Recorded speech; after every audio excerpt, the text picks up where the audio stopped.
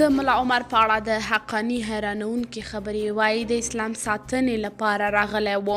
د طالبانو د حکومت د کورنیو چارو سرپرست وزیر سراج الدین حقاني ویلي چې د طالبانو د بنسټګر ملا محمد عمر د اسلام دین د ساتنې لپاره غوره شوی و.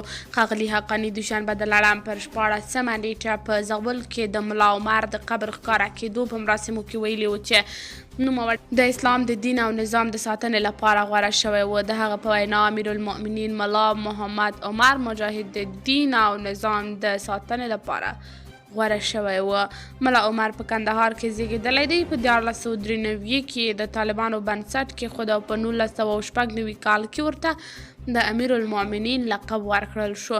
د افغانستان د پخواني حکومت د ملي امنیت ریاست د معلوماتو له مخې ملا عمر په 1492 کال په پاکستان کې مړ شو او له هغه وروسته د طالبانو مشري ملا اختر محمد منصور په غاړه واخیسته.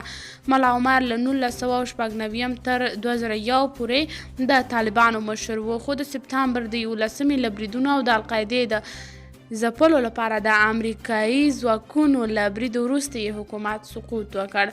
د هغه وروسته ملا عمر نور په عام محضر کې راڅرګند نه شو او د امریکا حکومت د هغه د نیولو لپاره $10 میلیونه انعام ایښی و او نوم یې تر مرګه د 10 خطرناکو ترهګرو ډلو په لیست کې و.